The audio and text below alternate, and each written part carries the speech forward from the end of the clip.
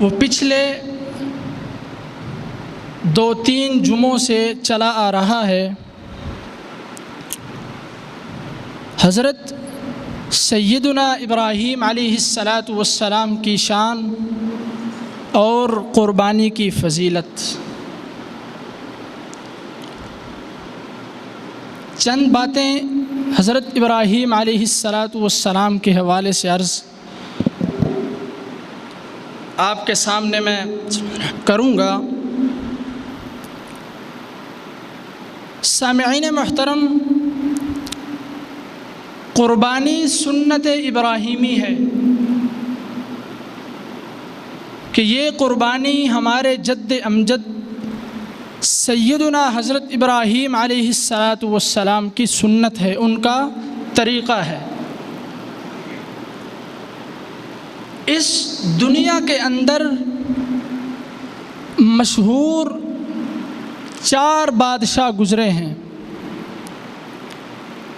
جن میں سے 2 بادشاہ مسلمان تھے اور 2 بادشاہ کافر تھے۔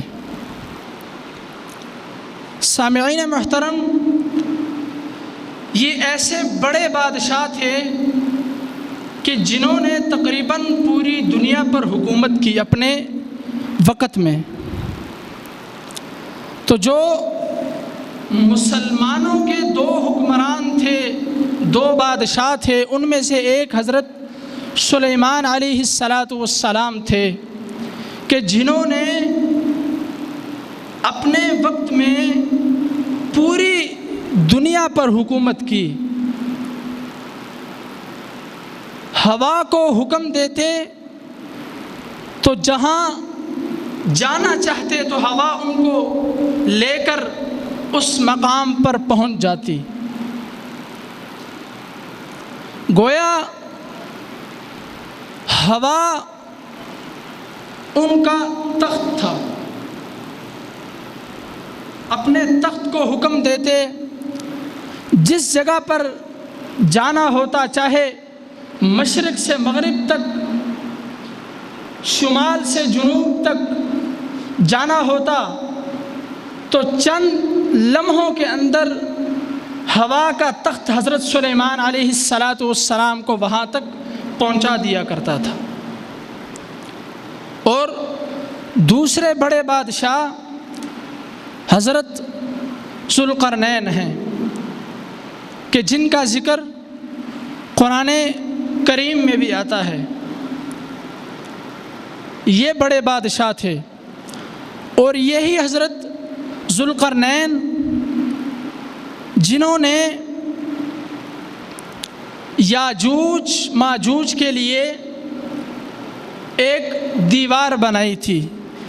ایک قوم نے ان سے شکایت کی تھی کہ یاجوج ماجوج جو کہ قرب قیامت آئیں گے، انہوں نے ان سے شکایت کی کہ یہ یاجوج ماجوج ہمیں بہت زیادہ تنگ کرتے ہیں۔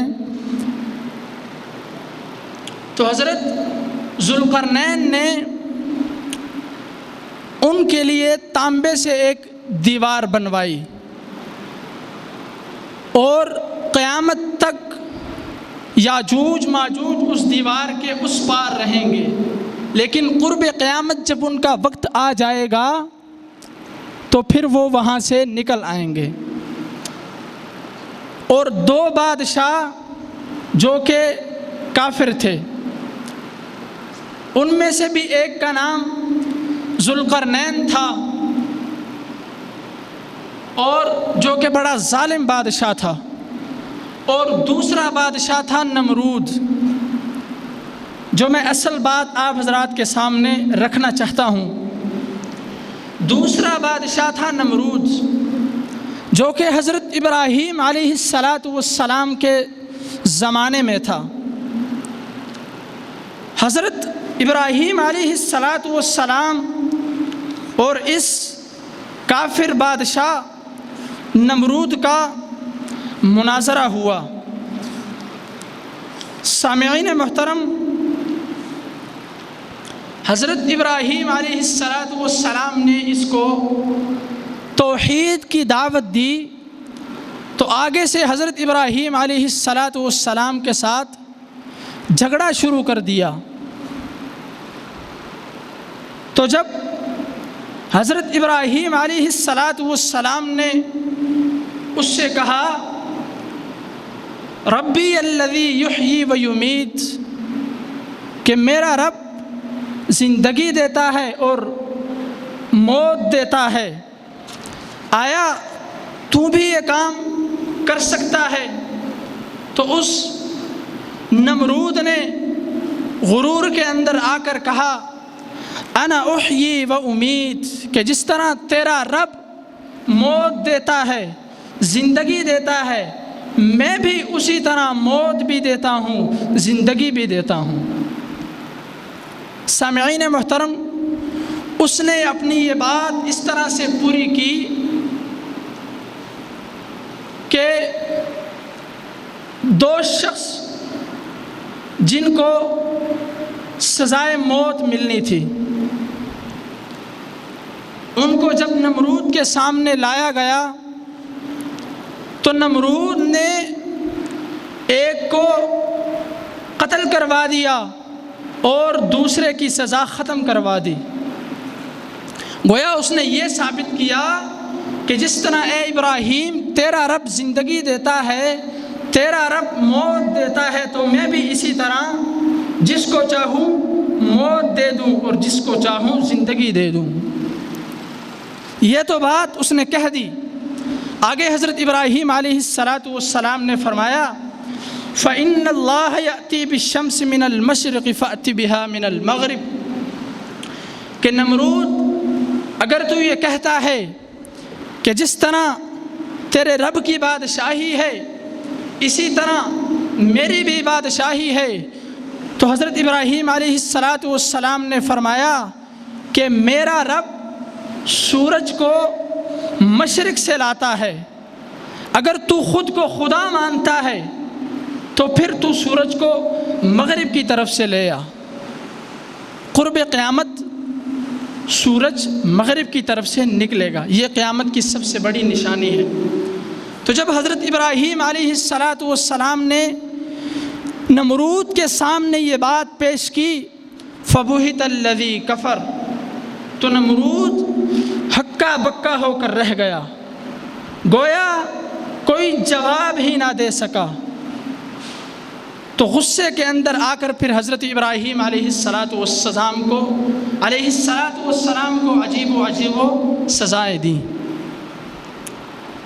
پھر یہی نمرود اللہ رب العزت نے، دیکھیے اس نے خدائی کا دعویٰ کیا تھا، تو اللہ رب العزت نے ایک ایسی فوج بھیجی جو کہ مچھروں کی فوج تھی۔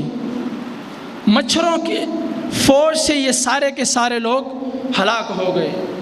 نمرود کے ناک کے ذریعے سے دماغ میں ایک مچھر چلا گیا، بعض روایات میں آتا ہے 40 سال تک، بعض میں آتا ہے 40 دن تک وہ اس کے دماغ کے اندر گھومتا رہا۔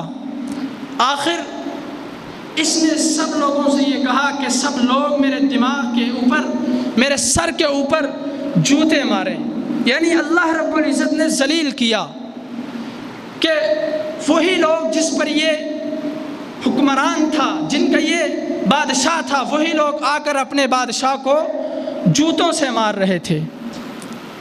پھر آخر کے اندر یہ مردار ہو کر مر گیا۔ تو یہ جو ہم قربانی کرتے ہیں یہ ہمارے جد امجد حضرت سیدنا ابراہیم علیہ السلام کی قربانی ہے، ان کی سنت ہے۔ سامعین محترم، قربانی کے اندر سب سے پہلی چیز تقویٰ ہے۔ تقویٰ، خشیت اللہ، کہ قربانی کے اندر سب سے پہلی چیز اللہ رب العزت کا ڈر، اللہ رب العزت کا خوف ہونا چاہیے۔ گویا کہ تقویٰ، اللہ رب العزت کا خوف سارے کے سارے اعمال کا مغز ہے، کہ اگر آپ کے اعمال کے اندر آپ کی نماز کے اندر، آپ کی زکوٰۃ کے اندر اگر اللہ رب العزت کا خوف ہوگا تو آپ کی نماز قابل قبول ہوگی، آپ کی نماز ہوگی۔ سامعین محترم، لا الہ الا اللہ محمد الرسول اللہ پڑھنے والا تو ہر کوئی مسلمان کہلاتا ہے، لیکن جس شخص کے اندر تقویٰ نہیں، پھر وہ نام کا مسلمان ہے، کام کا مسلمان نہیں۔ تو سب سے پہلی چیز قربانی کے اندر تقویٰ ہے۔ حضرت عمر رضی اللہ تعالی عنہ نے حضرت ابی بن کعب رضی اللہ تعالی عنہ سے سوال کیا کہ اے ابی بن کعب، تقویٰ کسے کہتے ہیں؟ تو حضرت ابی بن کعب رضی اللہ تعالی عنہ نے عرض کی کہ اے امیر المومنین، آپ نے کبھی خاردار جھاڑیوں کے اندر سفر کیا؟ تو حضرت عمر رضی اللہ تعالی عنہ نے فرمایا جی ہاں، کہ میں نے خاردار جھاڑیوں کے اندر سفر کیا۔ حضرت ابی بن کعب نے عرض کی امیر المومنین، آپ اس کے اندر کس طرح سے چلے؟ آپ ان خاردار جھاڑیوں کے اندر کس طرح سے گزرے؟ تو حضرت عمر رضی اللہ تعالی عنہ نے عرض کی کہ اپنے کپڑوں کو بچا بچا کر، کہ کہیں ان خاردار جھاڑیوں سے میرے کپڑے پھٹ نہ جائیں۔ حضرت ابی بن کعب رضی اللہ تعالی عنہ نے عرض کی امیر المؤمنین، یہی تقویٰ ہے کہ زندگی گویا ایک خاردار جھاڑیاں ہیں، یہ ساری زندگی ایک کانٹے دار جھاڑیاں ہیں۔ جب انسان کی ولادت ہوتی ہے، اس دنیا کے اندر آتا ہے، تو خاردار جھاڑیوں سے گزرنا اس کا شروع ہو جاتا ہے۔ تو گویا یہ گناہ ساری کی ساری یہ خاردار جھاڑیاں ہیں، زندگی کے اندر ان گناہوں سے بچ بچ کر نکلنا ہے کہ کہیں آپ کا دامن میلا نہ ہو جائے۔ ان گناہوں سے بچ بچ کر اپنی زندگی گزارنی ہے۔ گویا زندگی ایک کتاب کی طرح ہے، صاف ورقے کی طرح ہے۔ جس طرح اس کے اوپر ایک سیاہ نقطہ لگ جائے تو صاف نظر آتا ہے، اسی طرح یہ زندگی بھی کتاب کی طرح ہے، اس کو سیاہ نقطہ لگنے سے بچانا ہے۔ تو تقویٰ سب سے پہلی چیز قربانی کے اندر تقویٰ ہے۔ قد افلح من تزکا، فرمایا کہ کامیاب ہو گیا وہ شخص جس نے اپنا تزکیہ نفس کیا۔ قد افلح من تزکا کا صوفیاء کرام مانا کرتے ہیں قد افلح من تزکا، کہ کامیاب ہو گیا وہ شخص جس نے اپنی خواہشات کے گلے پر چھری چلا دی۔ کہ اگر گناہ کو جی چاہ رہا ہے لیکن یہ گناہ نہیں کرتا، نماز چھوڑنے کو جی چاہ رہا ہے یہ نماز نہیں چھوڑتا، گویا اس نے اپنے نفسانی خواہشات کے گلے پر چھری چلا دی۔ صحابہ کرام رضوان اللہ تعالی علیہم اجمعین کے اگر سارے کے سارے اعمال قبول ہوتے تھے، اگر ان کی عبادات قبول ہوتی تھیں، تو ان کی سب سے بڑی وجہ تقویٰ تھا۔ اولئک الذین امتحن اللہ قلوبہم للتقویٰ، اللہ رب العزت نے سارے صحابہ کرام رضوان اللہ تعالی علیہم اجمعین کا امتحان لیا، اور جب صحابہ کرام اس امتحان کے اندر پاس ہوئے تو اللہ رب العزت نے ان کو انعام میں ان کے دلوں میں تقویٰ لکھ دیا کہ یہ لوگ متقین ہیں۔ ھدی للمتقین، فرمایا کہ یہ قرآن کریم ہدایت تو ہے لیکن پرہیزگار متقین لوگوں کے لیے ہدایت ہے۔ تقویٰ اللہ رب العزت نے جا بجا فرمایا یا ایھا الذین آمنوا اتقوا اللہ حق تقاتہ، کہ اے ایمان والو جس طرح اللہ رب العزت سے ڈرنے کا حق ہے، اللہ رب العزت سے اس طرح ڈرو۔ گویا آپ یوں سمجھیں کہ اس دنیا کے اندر جس طرح کیمرہ لگا ہوا ہو تو انسان بڑی احتیاط سے رہتا ہے کہ کہیں مجھ سے کوئی ایسا عمل نہ ہو جائے کہ جو میں ساری دنیا کے سامنے ظاہر ہو جاؤں. تو یہ ساری دنیا بھی کیمرے کی طرح ہے کہ اللہ رب العزت کا کیمرہ، اللہ رب العزت کی آنکھ ہر وقت انسانوں کو دیکھ رہی ہے. چاہے انسان ساتوں زمینوں کے نیچے چلا جائے، دھنس جائے، ساتوں اندھیروں کے اندر چھپ جائے، اللہ رب العزت کی آنکھ، اللہ رب العزت کی ذات انسان کو دیکھ رہی ہے. اليوم نختم على افواههم وتكلمنا ايديهم وتشهد ارجلهم بما كانوا يكسبون. قیامت کے دن یہی ہاتھ پاؤں بول بول کر گواہیاں دیں گے، زبان پر تالا لگ جائے گا قیامت کے دن.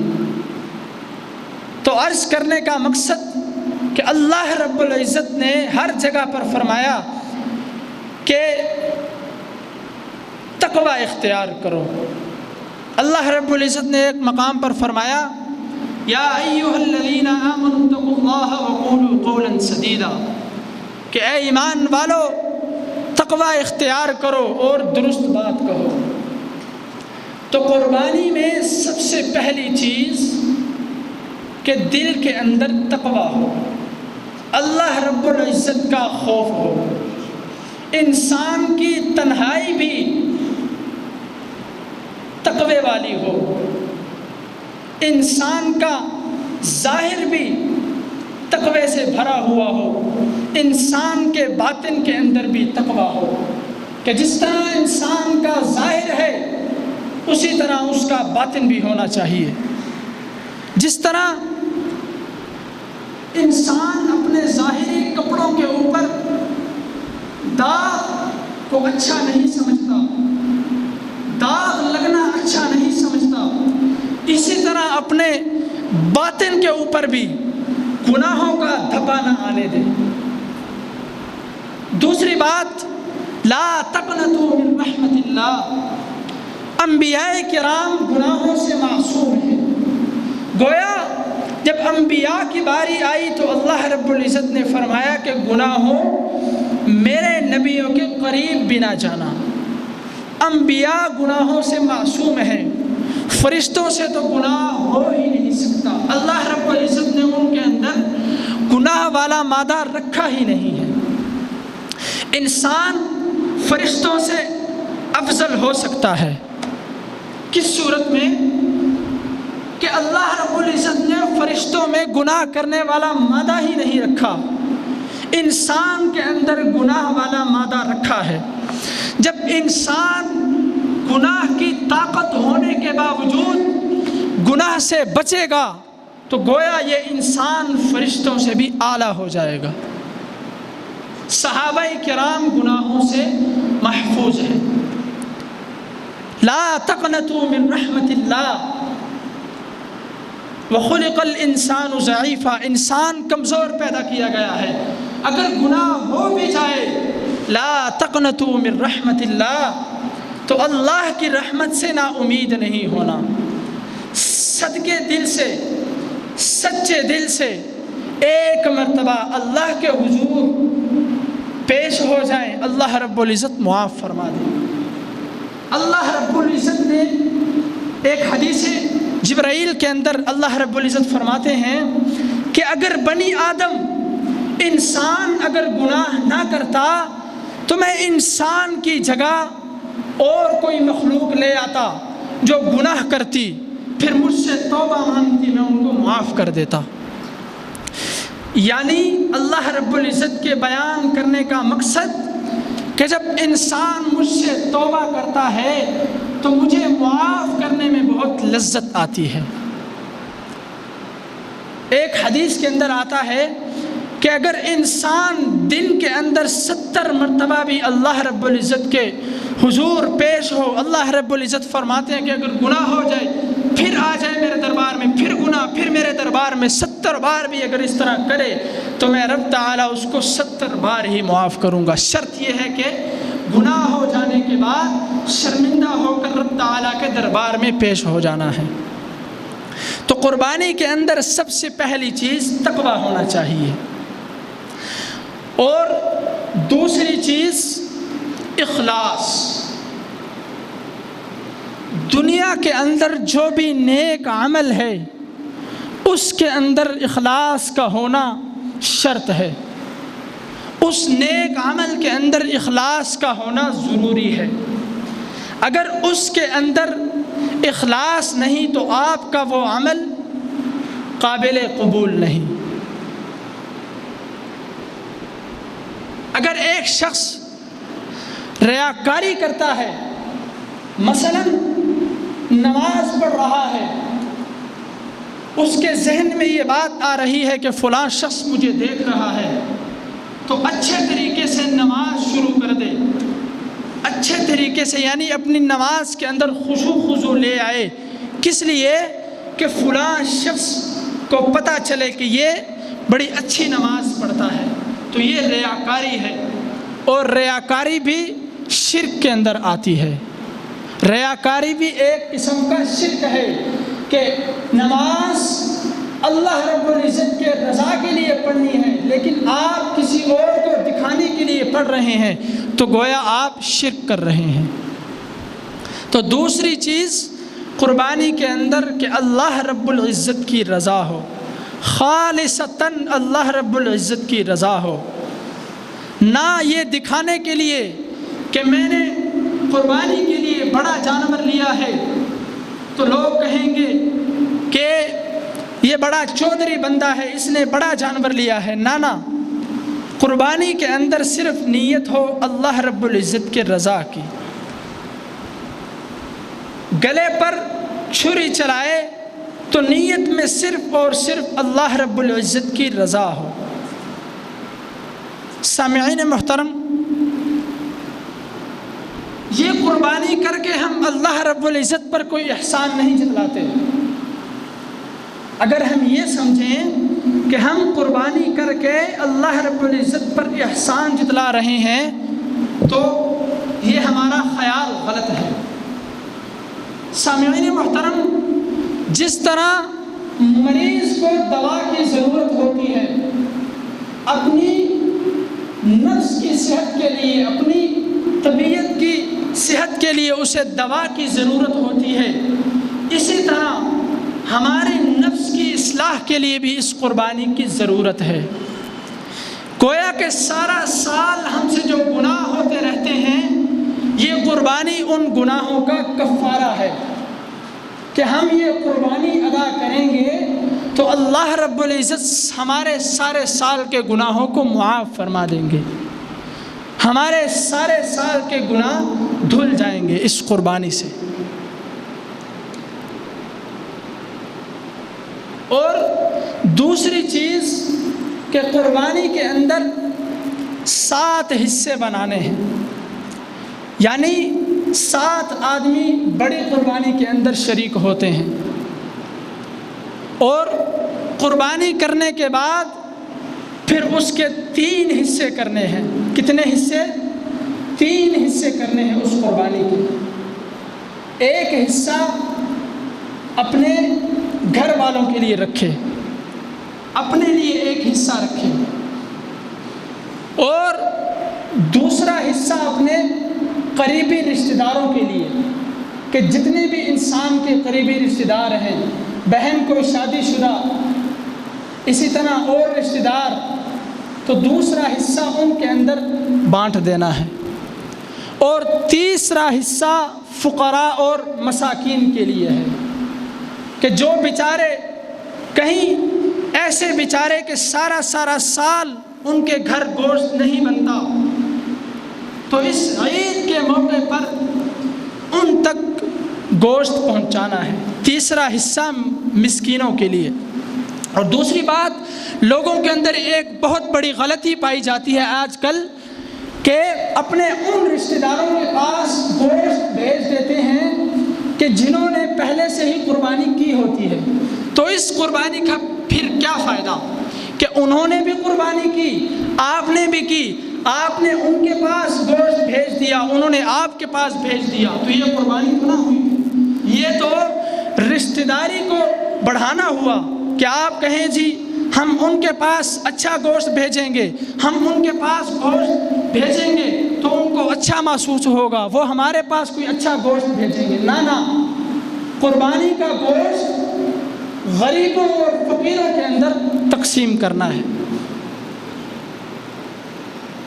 سامعین محترم، اس کے بعد چند مسائل سمجھ لیجئے کہ قربانی واجب کس پر ہے۔ جس شخص کے پاس 52.5 تولہ چاندی یا 52.5 تولہ چاندی کی قیمت موجود ہے تو وہ شخص قربانی کرے گا۔ 52.5 تولہ چاندی کی قیمت تقریباً 45 سے 50 یا 60 ہزار تک بنتی ہے، کیونکہ اس کی قیمت چینج ہوتی رہتی ہے۔ تو 40 سے 45 ہزار روپیہ یا 50 سے 60 ہزار روپیہ جس شخص کے پاس موجود ہے، اس پر کوئی قرضہ نہیں ہے، تو اس شخص پر قربانی کرنا واجب ہے۔ دوسری بات، اگر انسان کے پاس ضرورت سے زائد سامان ہے یا جو مکان اس نے کرائے پر رینٹ پر دیے ہوئے ہیں وہ بھی اسی کے اندر شامل ہے، یا وہ سامان جو سارا سال استعمال نہیں ہوتا، اگر کسی شخص کے پاس وہ سارا ملا کر اس کی قیمت 52.5 تولہ چاندی کی قیمت کو پہنچے تو اس شخص پر بھی قربانی کرنا واجب ہے۔ دوسرا مسئلہ کہ آج لوگوں کے اندر یہ غلطی پھیل چکی ہے کہ اگر گھر کا سربراہ، گھر کا بڑا آدمی اگر قربانی کر دے تو سب کی طرف سے ادا ہو جائے گی۔ سامعین محترم، اگر گھر کا بڑا آدمی قربانی کرے تو وہ صرف اور صرف اس کی طرف سے ادا ہو۔ ہاں، اگر وہ سب کی طرف سے ادا کرے، سب کی طرف سے جو اس کے بالغ بچے ہیں ان سے اگرچہ وہ پیسے نہ لے، سب کی طرف سے کر دے تو پھر بھی ٹھیک ہے، اگر پیسے لے کر کر دے پھر بھی ٹھیک ہے۔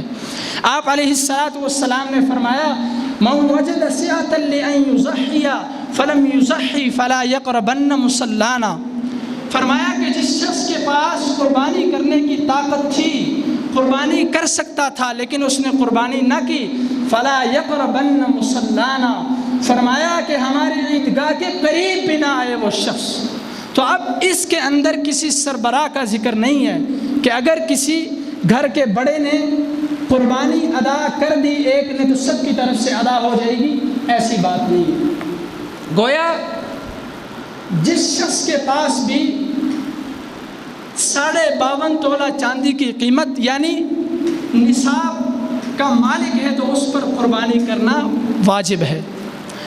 دوسرا، لوگ ایک دلیل پیش کرتے ہیں کہ حضرت عمر اور حضرت ابو بکر صدیق رضی اللہ تعالی عنہ قربانی نہیں کیا کرتے تھے۔ احادیث کے اندر آتا ہے۔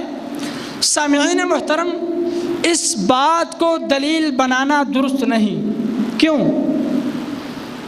اگرچہ حضرت ابو بکر صدیق اور حضرت عمر رضی اللہ تعالی عنہ مسلمانوں کے خلیفہ تھے، کئی لاکھ مربع میل زمینوں کے بادشاہ تھے، لیکن ان کی ایک کوالٹی تھی کہ پیوند زدہ کپڑے پہنتے تھے۔ اگرچہ امیر المومنین تھے لیکن وہ چونکہ غریب تھے، فقیر تھے، اس لیے ان پر قربانی نہیں تھی۔ لہٰذا یہ دلیل پیش کرنا درست نہیں، کیونکہ قربانی اس شخص پر واجب ہے کہ جس کے پاس قربانی کرنے کی طاقت ہو۔ چونکہ ان کے پاس قربانی کرنے کی طاقت نہیں تھی اس لیے وہ قربانی نہیں کیا کرتے تھے۔ اس کے بعد اگر شوہر بیوی کی طرف سے قربانی کر دے تو قربانی ہو جائے گی. یعنی اگر بیوی کے پاس زیور موجود ہے 52.5 تولہ چاندی کی قیمت کو اگر وہ پہنچتا ہے تو اس پر قربانی واجب ہے. لیکن اگر بیوی کی طرف سے شوہر قربانی ادا کر دے تو قربانی ہو جائے گی، یا شوہر کی طرف سے بیوی قربانی ادا کر دے تو بھی قربانی ہو جائے گی. سامعین محترم، اس کے بعد اونٹ اور گائے اور اسی طرح دمبا یا بکری وغیرہ، اونٹ کی عمر کا 5 سال کا ہونا ضروری ہے کہ اگر اونٹ کو قربانی اس کی کرنی ہے تو اس کی عمر کا 5 سال کا ہونا ضروری ہے. اور گائے بھینس یہ سبھی ان کا ایک ہی حکم ہے کہ ان کا 2 سال کا ہونا ضروری ہے. اور اس کے بعد دمبا یا بکری بکرا وغیرہ ان کا 6 ماہ کا ہونا ضروری ہے. اگر وہ 6 ماہ کا ہوں اور دکھائی اس طرح دے کہ وہ 1 سال کے ہیں، ان کا 1 سال کا ہونا ضروری ہے. بکری یا دمبے کا 1 سال کا ہونا ضروری ہے. لیکن اگر 6 ماہ کا دمبا یا بکری اتنی موٹی تازی ہو کر دیکھنے میں وہ سال کی لگے تو اس پر بھی قربانی جائز ہے.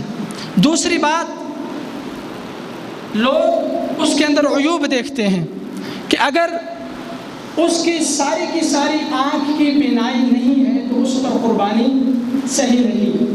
ہاں اگر کچھ نہ کچھ ایک آنکھ سے اسے دکھائی دیتا ہے، یعنی ایک تو بالکل ٹھیک ہے، ایک آنکھ سے کچھ نہ کچھ دکھائی دیتا ہے تو اس کی قربانی بھی جائز ہے. دوسری بات، سینگ. آج لوگ منڈیوں کے اندر جا کر سینگ دیکھتے ہیں کہ جی اگر اس کا سینگ نہیں ہے تو اس پر قربانی نہیں. نہ، ایسی بات نہیں ہے. بعض جانوروں کے سینگ تو پیدائشی طور پر گھس دیے جاتے ہیں، ان کے سینگ ہوتے ہی نہیں. ہاں اگر کوئی ایسا جانور ہے کہ جس کا کسی حادثے کی وجہ سے سینگ اس کے دماغ سے اکھڑ گیا، اس کی وجہ سے اس کا دماغ ہل جاتا ہے، دماغ کو ایک چوٹ پہنچتی ہے، تو اس پر پھر قربانی کرنا صحیح نہیں ہے. اسی طرح قصائی حضرات کو یہ سمجھائیں کہ اس کی 4 نالیاں کاٹیں. کتنی نالیاں؟ 4 نالیاں کاٹیں. ایک خوراک والی نالی، کھانے والی جو، دوسری نالی سانس کی نالی، اور 2 نالیاں خون کی نالیاں ہیں کہ ان کو اچھے طریقے سے کاٹ کر پھر اس کے بعد جانور کو چھوڑ دینا ہے. ان کا بلڈ خون اچھی طرح سے بہہ جائے. آج کل اس پر بہت کم عمل ہوتا ہے. عموماً اس کے دماغ کے اندر چھری مار دی جاتی ہے. سامعین محترم، وہ جانور بھی سوچتا ہوگا کہ اتنے دنوں سے یہ میری خدمت کر رہے تھے، مجھے کھلا پلا رہے تھے، ایک دم ان کو کیا ہو گیا کہ مجھے اتنی تکلیف پہنچا دی. اور دوسری بات کہ جانور عین چاند رات پر نہیں لینا. افضل یہی ہے، بہتر یہی ہے کہ چند دن پہلے آپ لا کر اس کو گھر میں رکھ لیں، اس کو گھر پر پالیں. کیونکہ جب آپ اس کو گھر پر لا کر پالیں گے تو اس کے ساتھ آپ کا ایک پیار بنے گا، ایک لاڈ. تو اس کے بعد جب آپ اسے قربان کریں گے تو آپ کو ایک تکلیف محسوس ہوگی کہ آپ ایک اپنی پسندیدہ چیز کو قربان کر رہے ہیں، تو اس پر اللہ رب العزت آپ کو بڑا اجر دیں گے. تو اللہ رب العزت سے دعا ہے کہ ہمیں قربانی کے مسائل سمجھنے کی اور ان پر عمل کرنے کی توفیق عطا فرمائے. وما علینا الا البلاغ المبین.